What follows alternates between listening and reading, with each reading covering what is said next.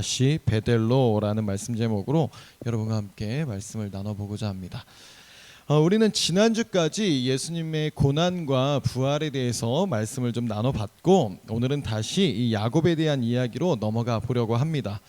그럴 리 없겠지만 혹시나 야곱에 대한 이야기 그 내용을 까먹으셨을까 싶어서 노파심에 다시 한번 그 줄거리를 잠깐 쭉 짧게 나눠보고 이야기를 좀 이어가고자 합니다. 야곱은 형이 가진 장자권을 항상 부러워하고 빼앗고 싶어 했던 인물이었죠. 어머니 뱃속에 있을 때부터 먼저 태어나려고 쌍둥이 형 에서와 막 뱃속부터 싸워서 태어날 때도 형의 발꿈치를 잡고서 태어났습니다. 그래서 이름도 발 뒤꿈치를 잡은 자라는 뜻을 가진 야곱이라고 지어졌단 말이에요.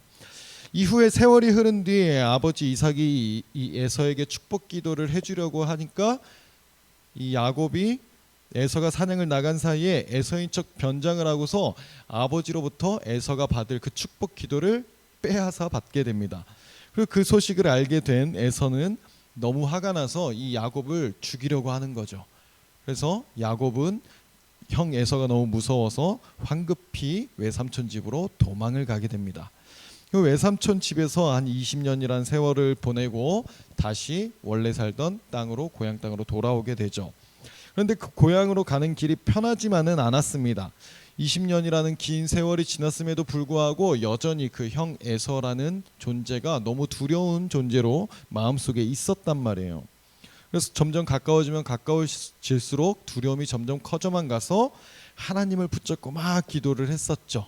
하나님이 야곱에게 나타나셔서 또 씨름도 하시면서 야곱에게 축복을 해줍니다. 그리고 이제는 너는 이스라엘이라고 부를 거야, 너는 하나님을 이긴 자야 라고 이렇게 말씀하시면서 그의 정체성을 새롭게 해주시는 거죠. 그러고서 이제 형과 만나게 되는데 걱정했던 것과는 달리 형 에서와 함께 부둥켜 안고 서로 반가워하면서 그동안의 회포를 다 풀어 헤치는 그런 모습을 나타내게 되는 것입니다.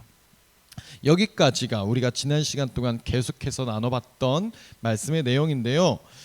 그렇게 야곱은 가장 두려워했던 형과 아무 문제 없이 재회를 하게 된 이후에 형은 형대로, 그리고 야곱은 야곱대로 각자의 땅에서 평화롭게 지내게 됩니다.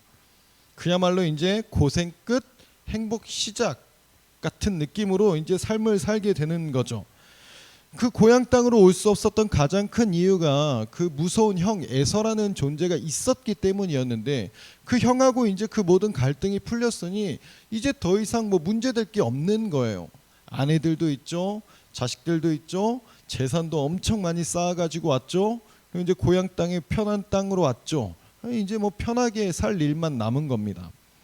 그렇게 시간이 얼마나 흘렀을까요? 성경에서 자세한 시간을 기록하고 있진 않지만 성경 학자들의 연구에 의하면 대략 한 8년에서 10년 정도의 시간이 흐른 것 같습니다. 그 정도 기간이 지난 어느 날 야곱의 자녀들 중에 디나라는 딸이 세겜 땅에서 친구들과 놀러 가려고 한 건지 아니면 뭘 구경하려고 한 건지 그 세겜 땅을 구경하러 나가게 됩니다. 그렇게 놀러 나갔다가 그 땅의 추장으로부터 강간을 당하게 돼요. 성폭행을 당하게 된 거죠. 그런데 그 추장이 디나가 너무 마음에 들었나 봅니다. 그래서 디나와 결혼을 하고 싶어 하는 거예요. 그러니까 추장의 아버지가 야곱을 찾아와서 자신의 아들과 이 디나가 결혼을 하게 해달라고 요구를 합니다. 그래서 서로 평화협정을 하자는 거예요. 우리 자녀들이 너희 자녀들과 또 결혼하고 너희 자녀들이 우리 자녀들과 결혼하면서 우리 그렇게 서로 좋게 윈윈하면서 지내자, 이렇게 딱 협상을 하러 온 거죠. 자, 여러분 같으면 어떻게 하실 것 같으세요? 여기 남자분들 지금 좀 안 계시긴 한데 내 누나가 혹은 내 여동생이, 여러분들의 언니가, 내 여동생이 홍대에 놀러 갔다가 어떤 남자한테 성폭행을 당하고 왔습니다. 그런데 그 남자가 자기가 책임질 테니까 서로 잘 지내보자고 막 웃으면서 이렇게 오면은 여러분들 좋은 게 좋은 거지 하면서 결혼시키겠어요? 주먹 날아가지 않겠어요?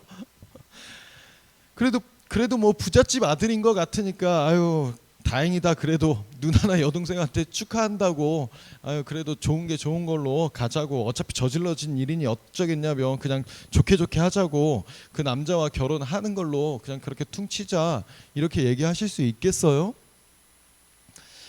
저는 뭐 누나나 여동생은 없지만 딸은 있는데 제 딸이 만약에 그런 일을 당했다고 생각한다면 죄송합니다. 전도사로서 할 얘기는 아닌데 저는 그 자식을 가만두지 않을 것 같습니다. 진짜 진심으로 가만두지 않을 것 같아요. 이게 솔직한 마음인 거죠. 뭐 여러분들도 마찬가지시겠죠. 이 디나의 오빠들도 같은 마음인 겁니다. 얼마나 이 화가 났겠어요. 그래서 이 오빠들이 어떻게 합니까? 디나를 건드린 그 추장에게 이렇게 얘기를 하는 거예요. 야, 우리는 할례라는 것을 받아야 되는 민족이야. 근데 너네는 할례를 안 받잖아. 그러면 우리가 결혼을 할 수가 없어요. 그런데 만약에 너네가 우리랑 똑같이 할례를 받게 되면 너네도 할례를 받았고 우리도 할례를 받았으니까 그렇게 되면은 결혼을 좀 할 수 있을 것 같아. 어때? 하겠어? 라고 제시를 했더니 그 추장이 흔쾌히 오케이를 합니다. 이 디나가 너무 마음에 들었나 봐요. 또 아들이 좋다고 하니까 이 아버지도 오케이를 해줍니다. 아유 그래 아들 장가 보내는데 뭐 그 정도 할 수 있을 것 같다 해가지고 아들이 원하는 대로 할례 받는 것까지 오케이를 해줍니다. 그런데 이것은 자신의 아들만 하는 게 아니라 자기도 물론 하는 거고 그 족속들까지 전부 다 하게 만드는 거예요. 왜냐하면 이제 나중에는 서로 자녀들과 자녀들 결혼하기로 그렇게 하는 약속이었으니까 전부 다 할례를 시키는 겁니다. 여자분들은 모르시겠지만 이 남자들은 포경 수술을 하게 되면 움직이지를 못합니다. 그냥 누워 있게 되는 거죠. 요즘이야 뭐 워낙에 수술 장비도 잘 되어 있고 약도 잘 나오고 마취도 잘 되고 하니까 그럭저럭 뭐 이렇게 한다고 하지만 이때 당시에는 돌칼을 가지고서 그 살을 찢어내는 수술이었다 보니 얼마나 아프겠어요. 그러니까 3일째 되는 날에도 그 성에 있는 남자들이 그냥 다 누워 있는 겁니다. 움직일 수가 없는 거니까. 그래서 그 3일째 되는 날에 이 시므온과 레이 단 두 명이 그 성에 들어가서 그곳의 남자들을 다 죽입니다. 다 죽여요. 그 성의 남자들 입장에서는 내 옆에서 지금 다른 동족들이 죽고 있어도 그 눈을 보고 있어도 움직이질 못하니까 도망도 못 치고 그냥 죽게 되는 겁니다. 그냥 당하게 되는 거예요. 디나의 오빠들 입장에선 아주 통쾌하게 복수를 성공을 한 거죠. 감히 내 동생을 건드려? 이러고서 거기 있는 남자들을 다 죽임, 추장도 죽이고 그 아버지까지 다 죽인 거예요. 복수에 완전히 성공을 한 거죠. 그런데 이것은 너무나 경솔한 행동이었습니다. 이곳은 자신들의 땅이 아니었어요. 이방인들인 겁니다. 예를 들면 일본이라는 나라에서 한국인들이 지금 사고를 친 거예요. 반대로 얘기하면 한국이라는 나라에서 하안동에 살고 있는 이 일본인들이 하안동에 살고 있는 한국인들을 다 죽인 겁니다. 그러면 한국인들이 이 일본인들을 가만히 두겠어요? 저 일본인들이 내 친구들, 내 친척들을 다 죽였다고 생각한다면 여러분들 그들을 가만히 두겠냐고요. 야곱은 이 두 아들이 한 행동을 듣고서 완전히 절망에 빠집니다. 이제 완전히 죽게 생긴 거잖아요. 그 족속들이 가만히 있겠냐고요. 그 소식을 듣게 되면 쳐들어올 거 아닙니까? 복수하겠다고 또 쳐들어올 거 아니에요. 그렇다고 자신들이 전쟁을 할 수 있는 어떤 규모도 아닙니다. 기껏 해봐야 뭐 12아들들하고 뭐 종들하고 해봐야 뭐 얼마나 됐겠어요. 그 인원들이. 저쪽에서는 아예 막 연합군으로 쳐들어오게 되면 뭐 덤빌 수 있는 상황이 아닌 거죠. 그야말로 어떻게 할 수 있는 상황이 아닌 겁니다. 그래서 창세기 34장 30절을 이 세번역 성경으로 보면 야곱이 시므온하고 레위한테 이렇게 얘기합니다. 너희는 나를 오히려 더 어렵게 만들었다. 이제 가나안 사람이나 브리스 사람이나 이 땅에 사는 모든 사람이 나를 사귀지도 못할 추한 인간으로 여길 게 아니냐. 우리는 수가 적은데 그들이 합세해서 나를 치고 나를 죽이면 나와 나의 집안이 다 몰살당할 수밖에 없지 않느냐. 이 야곱의 이 절절한 심정이 느껴지십니까? 그런데 31절을 보니까 두 아들이 뭐라고 대꾸하는지 들어보세요. 그가 우리 누이를 창녀처럼 취급해도 괜찮다는 말씀입니까?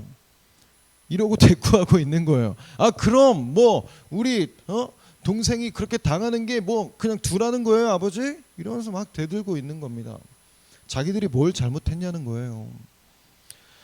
야곱이 얼마나 골치가 아팠겠습니까? 이제 이 소식이 알려지면 저 연합군들이 쳐들어올 수도 있는 상황에 이 철없는 두 아들들은 말 같지도 않은 소리 하면서 까불고 있죠.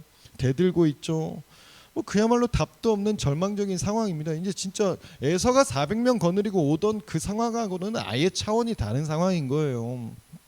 그렇게 막 전전긍긍하고 있을 때 그때 하나님께서 나타나 주십니다. 우리 1절의 말씀을 함께 다시 한번 좀 읽어볼 텐데요. 1절 하나님이 야곱에게 이르시되 일어나 베델로 올라가서 거기 거주하며 내가 내 형 에서의 낯을 피하여 도망하던 때에 내게 나타났던 하나님께 거기서 제단을 쌓으라 하신지라.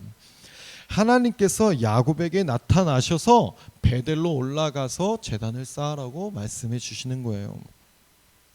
저는 이 말씀을 준비하고 묵상하면서 우리 하나님의 그 은혜와 사랑이 새삼 참 감사하더라고요. 34장 이후에 야곱이 하나님을 찾거나 기도하는 장면이 안 나옵니다. 35장 1절에 바로 하나님께서 나타나셔가지고 지금 이 얘기를 해주고 계시는 거예요.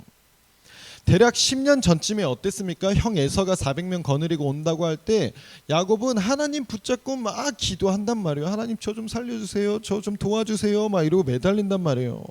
그리고 그 매달리는 모습에 하나님께서 만나주시고 복을 주시고 도와주겠다고 너 내가 지켜줄 거라고 이렇게 말씀을 해주셨단 말이에요. 그런데 지금 보세요. 야곱이 하나님을 찾지 않습니다. 기도하는 모습이 없어요. 그런데 참 감사한 것은 그런 야곱에게 하나님이 먼저 찾아와 주셨다는 겁니다. 그리고 말씀을 해주시는 거죠. 베델로 가. 여러분 베델이 어떤 곳이었습니까? 대략 30년 전 야곱이 형 에서를 피해서 도망하던 그때 홀로 외롭고 괴로운 시간을 보내면서 돌베개를 베고 자던 그때에 하나님께서 친히 나타나 주시고 만나 주시고 약속의 말씀을 주셨던 곳입니다. 하나님께서 어떤 약속의 말씀을 주셨는지 우리 다시 한번 함께 보겠습니다. 창세기 28장 15절입니다. 내가 너와 함께 있어 내가 어디로 가든지 너를 지키며 너를 이끌어 이 땅으로 돌아오게 할지라 내가 내게 허락한 것을 다 이루기까지 너를 떠나지 아니하리라 하신지라. 하나님께서 이 약속의 말씀을 기억나게 하시는 거예요. 야곱에게 베델로 가라는 것입니다. 하나님의 그 언약의 말씀을 다시 붙잡으라는 거예요. 너 왜 또 그러고 있냐는 겁니다. 왜 아직도 하나님을 붙잡지 못하고 그렇게 세상 속에서 그 상황 속에서 두려워하고 떨고 있냐는 거예요.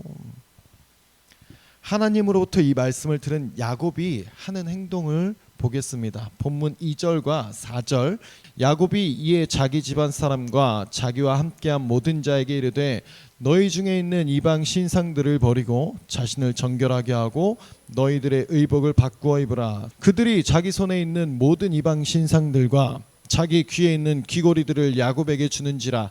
야곱이 그것들을 세겜 근처 상수리 나무 아래에 묻고. 자기 집안 사람들에게 얘기하는 거 보세요. 이방 신상들 다 버리라는 겁니다. 그 얘기를 들은 이 사람들이 이방 신상들과 귀고리들을 야곱 앞에 다 내어놓는 거예요. 이 행동만 보면 굉장히 잘한 행동처럼 보일 수 있는데 이 말은 다시 말해서 고향 땅으로 돌아오고 난 뒤에 8년에서 10년 동안 그 기간 동안 하나님을 잊고 살았다는 얘기가 됩니다. 집안 사람들이 그 이방 신상들을 가지고 있을 정도로 하나님을 향한 믿음과 그 신앙이 무너지고 있던 것을 방치하고 있었다는 거예요. 너무 안타깝지 않습니까?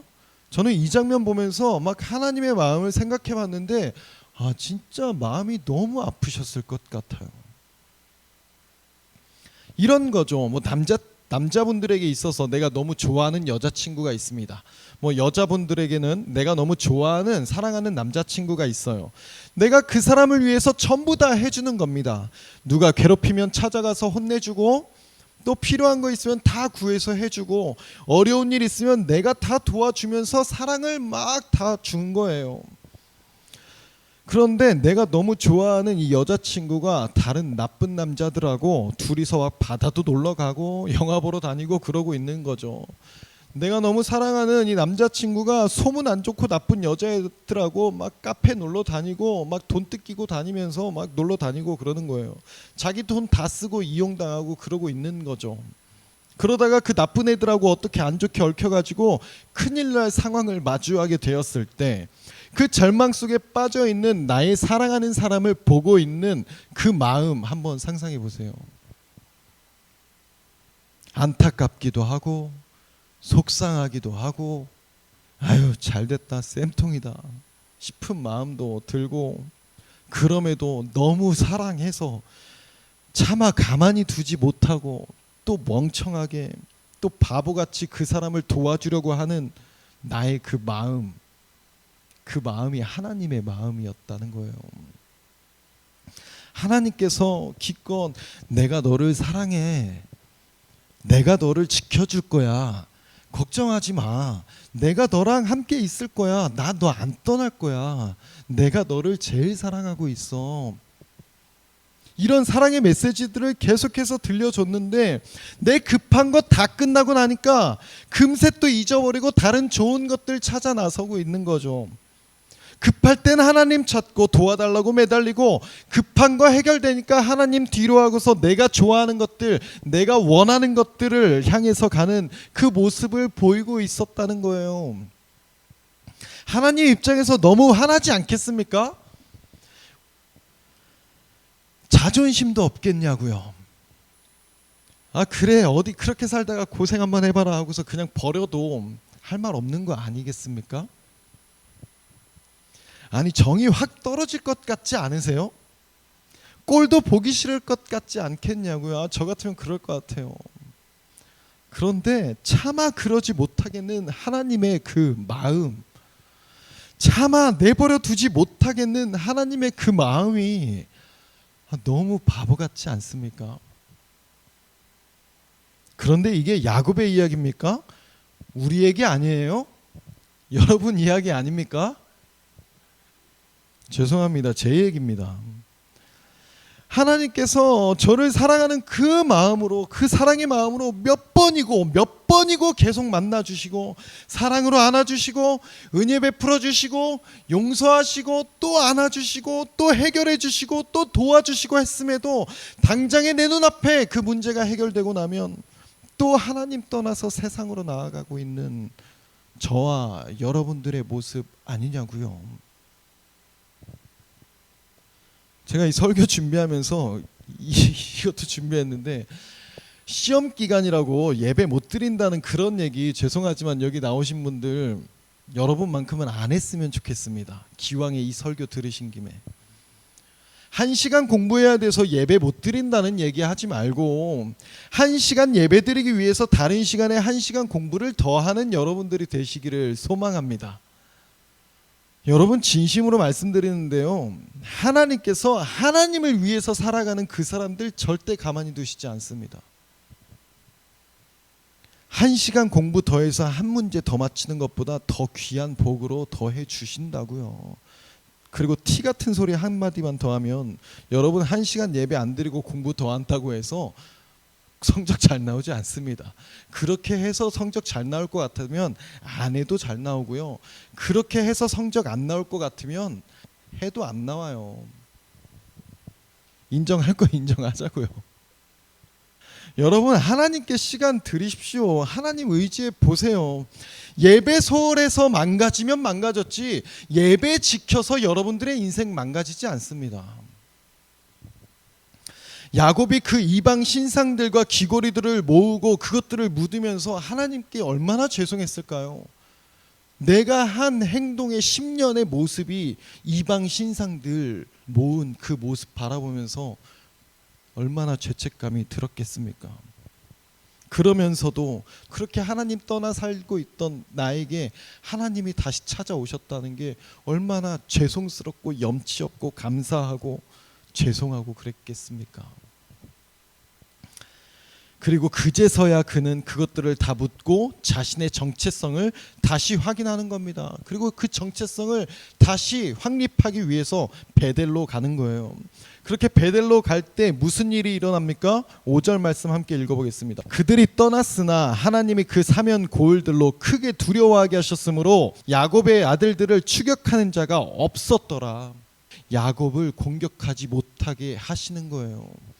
끙끙 앓고 있는 그 문제를 해결해 주시는 겁니다. 이게 사랑의 하나님께서 우리에게 베푸시는 은혜와 역사이신 줄 믿으시기를 주님의 이름으로 축복합니다.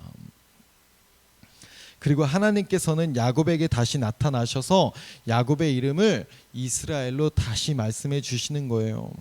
이 이스라엘이라는 이름은 이미 주셨던 이름이었습니다. 너는 하나님을 이긴 자야. 너는 나한테 속한 자야. 너는 나한테 얘기하면 하나님이 내가 너에게 졌다라고 하면서 네가 원하는 것들을 들어줄 수 있는 자야. 너는 내가 사랑하는 자야. 그렇게 하나님을 이겼다는 그 이름을 받아놓고도 그 이름대로 살지 못하고 있던 야곱에게 다시금 너는 이런 사람이라고 그 정체성을 얘기해 주고 있는 겁니다. 그리고 그에게 다시 사랑의 고백을 말씀해 주시는 거죠. 여러분들이 가지고 있는 이방 신상들은 무엇입니까? 여러분들은 어떤 우상들을 가지고 계신가요? 야곱은 세겜 땅에 머무르면서 그 땅의 문화들을 접하고 그 땅의 가치관들로 인해서 하나님을 잊어갔습니다. 예배가 무너지고 신앙인으로서의 정체성이 망가졌다는 거예요. 신앙이 무너지니까 믿음의 가치관이 망가지니까 삶의 일들 속에서 무너지는 상황이 펼쳐지는 겁니다. 하나님을 찾지 못하니까 어려운 일들이 생겼다는 거예요. 여러분들이 하나님보다 더 우선시하는 것, 하나님보다 더 가치 있게 여기는 것 과감하게 버릴 수 있기를 소망합니다. 하나님께서 우리를 세상 사람들과 똑같이 세상의 가치관을 가지고 세상의 방식대로 살아가게 하시기 위해서 우리를 부르신 것이 아니라는 겁니다. 믿음의 사람들은 믿음의 가치관이 세워져야 한다는 거죠. 믿음의 사람들은 세상의 가치관으로 이 세상을 살아가는 존재가 아니라는 겁니다. 새 이름을 주셨다고요. 하나님을 붙잡고 하나님을 의지하며 살아갈 수 있는 그 예배자의 이름을, 믿음의 사람의 이름을, 그리스도인이라는 이름을 우리에게 부여해 주셨다는 것입니다. 어려움 가운데, 낙심 가운데 있을 때 하나님의 약속을 다시 생각할 수 있는 저와 여러분들이 될 수 있기를 소망합니다. 예배가 회복될 수 있는 우리가 되기를 소망합니다. 내가 차마 하나님을 찾지도 못하고 있을 때에도 하나님은 우리에게 찾아오셔서 그분의 사랑의 음성으로 들려주신다는 거예요. 나를 기억해줘. 다른 거 바라보지 말고 나와 함께 해줘. 내가 너를 사랑한다. 내가 너를 떠나지 않을 거란다. 너를 가장 사랑할 수 있는 사람은, 가장 사랑할 수 있는 존재는 나야. 하나님의 그 사랑의 음성에 반응하며 주님께 나아갈 수 있는 저와 여러분들이 되기를 주님의 이름으로 축복합니다. 우리에게 베델은 예배의 자리입니다. 예배가 회복될 때 우리의 삶이 회복되고 하나님과의 관계가 회복될 줄로 믿습니다. 예수님의 그 핏값으로 우리를 사신 이 예배의 자리입니다. 감히 하나님 앞에 나아갈 수 없는 우리에게 예수님의 보혈의 공로로 우리가 예배의 자리로 나아갈 수 있는 귀한 자리라는 거예요. 우리 소홀히 하지 말자고요. 이 예배의 자리를 회복할 때에 하나님께서 우리의 삶을 회복시키시고 하나님 앞에 기쁨과 감사함으로 살아갈 수 있게 하실 줄 믿으시면서 감사가 넘칠 수 있는 우리의 삶이 될 수 있기를 주님의 이름으로 축복합니다.